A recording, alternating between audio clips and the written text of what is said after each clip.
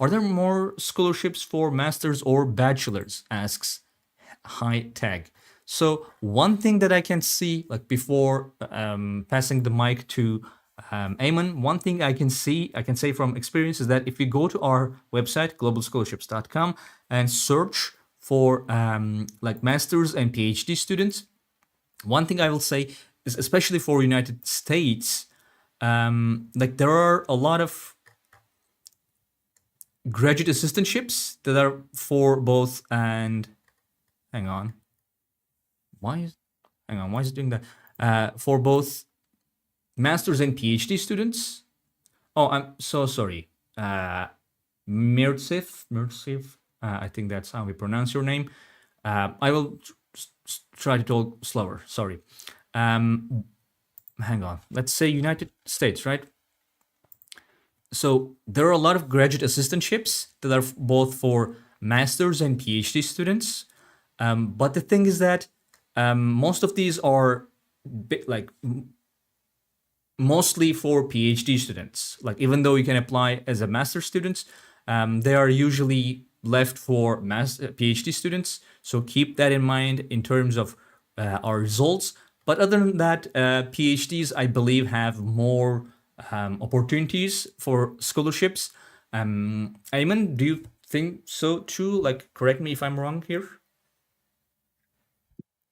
Um, yeah, I think we talked about this last week when we discussed this, but for the most part, it's not that undergraduate students have less scholarships. It's that the scholarships offered to undergraduate students last 4 to 5 years, as opposed to those offered to masters and PhD students, which could be just 2 years for masters, and therefore you would find more opportunities there. Like in theory, yes, there are more funding options for master students, and it's also from an economic point of view.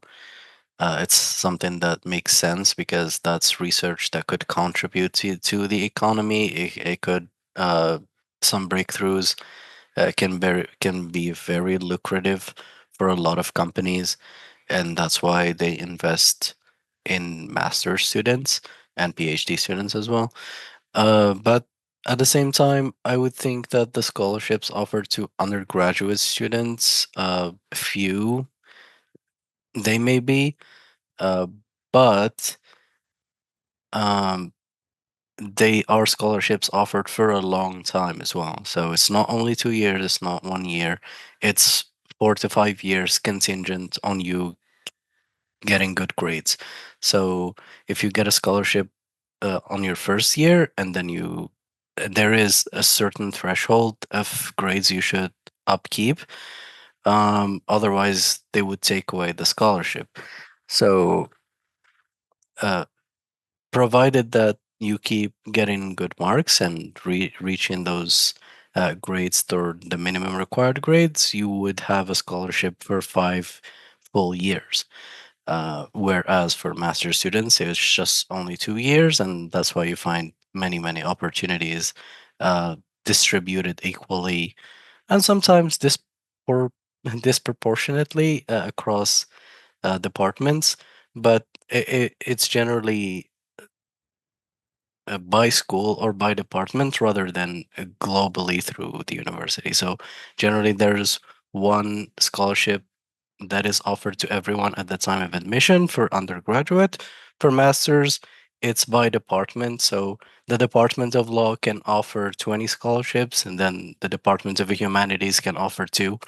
But at the same time, there are 22 opportunities at the master's level at the university. So you can find one scholarship for undergraduate, 22 for masters, but it's not really indicative of the funds that are being allocated to each degree.